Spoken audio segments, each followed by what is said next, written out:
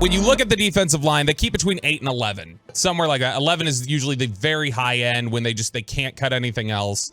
8 is when they're trying to trim things. I would guess they're going to finish around 9, just looking at what the roster makeup looks like right now. And you got to remember, you got to include Micah in it. Like, not in the defensive line numbers, but when you're counting it up, look, if they're carrying 8 defensive linemen, they're really carrying 9 because you've got Micah, or they're carrying 10 because they've got Micah and he's going to be involved in that. So as it stands right now, they have 14 defensive linemen. And so they would need to cut probably about 5. Some of these are going to be really easy. So right off the bat in the defensive end group, the undrafted free agents, Tyrus Wheat from Mississippi State, Darrell Johnson from Liberty, I think they're cut. I think they like Darrell Johnson a lot from Liberty.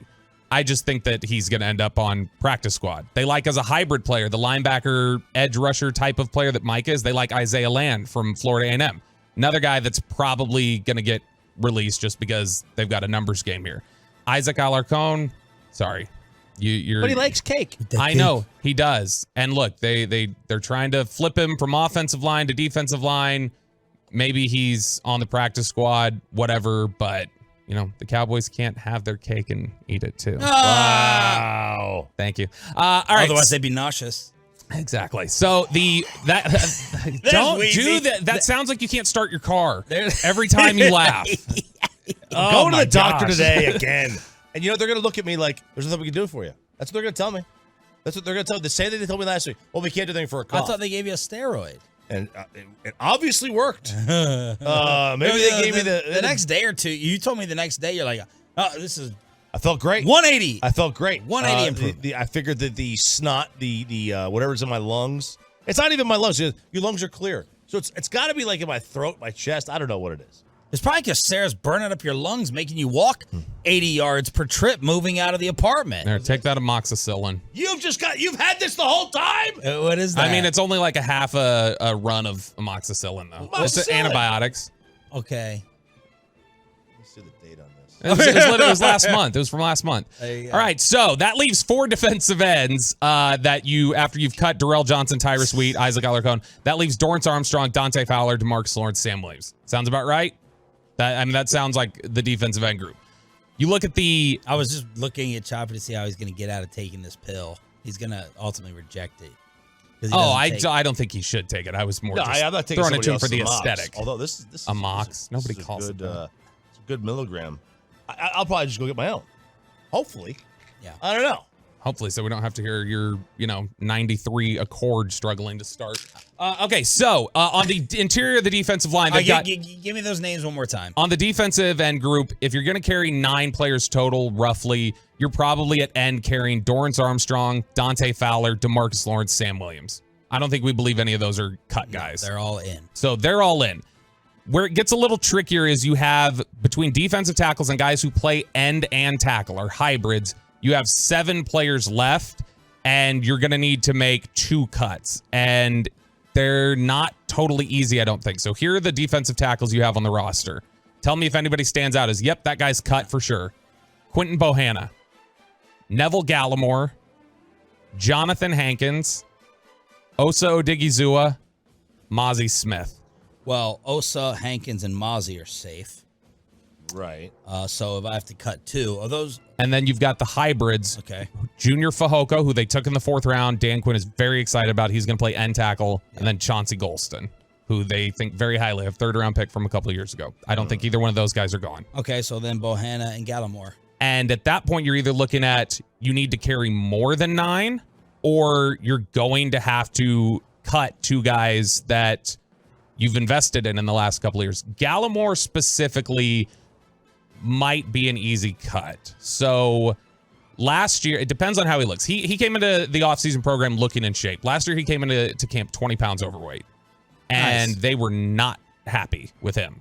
Because of the amount of playtime he's had, I can't remember the specific provision in the CBA, but we've mentioned it here on the air, that if he makes the 53-man roster, Gallimore is due an extra $1.5 million that they will have to pay out. So that's $1.5 million in more cap allocation, which is not a ton, but still, do the Cowboys say, do we want to write you a $1.5 million check with all the troubles we've had with you when we're already making it. It's been tough to cut guys. I think they like his potential. I think they like him in the locker room. They just want some of his work habits to be better.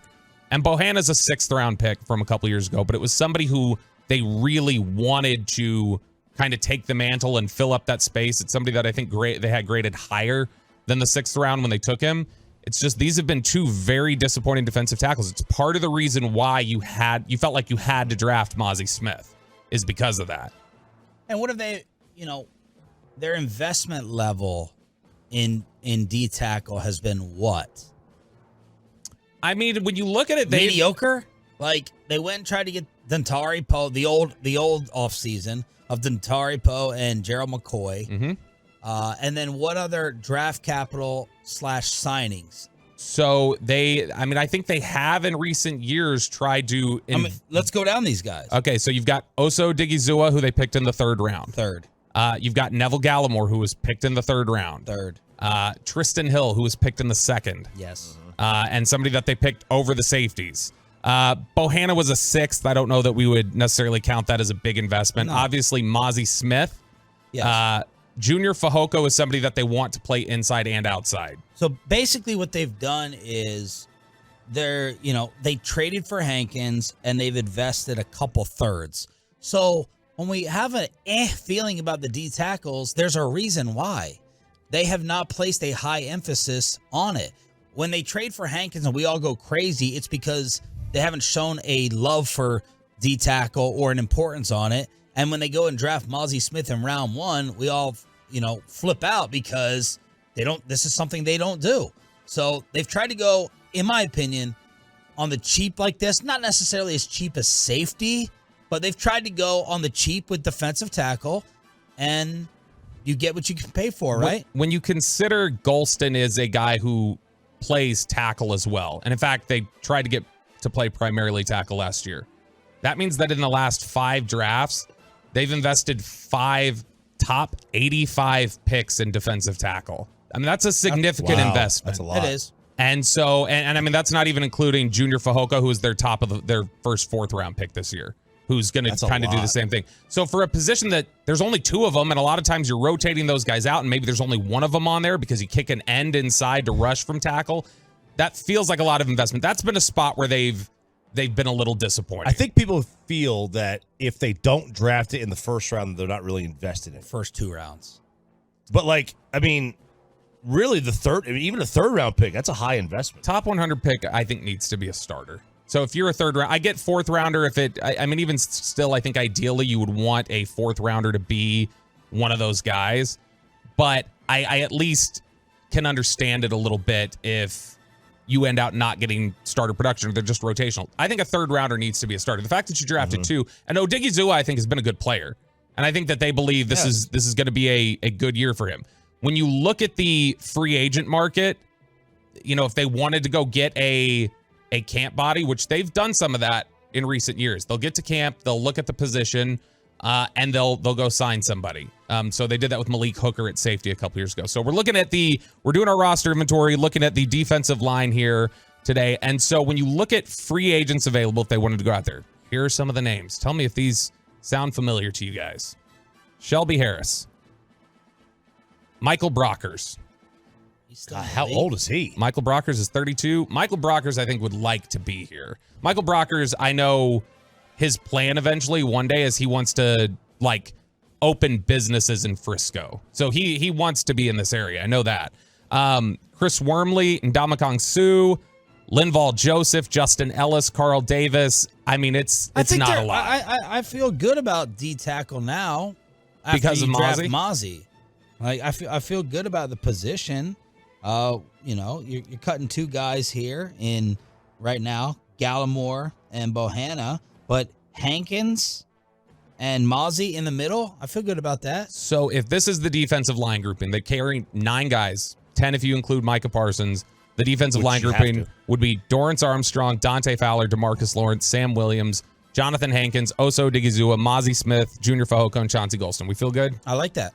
I think that's solid. That's a lot of investment too, because I think Hankins was a 1st round pick. When you look at Hankins as a 1st round pick, that means everybody except Dorrance Armstrong and Junior Fehoko, who were 4th-round picks, that means everybody on your defensive line was originally a top 100 pick. I mean, look, that's definitely investment.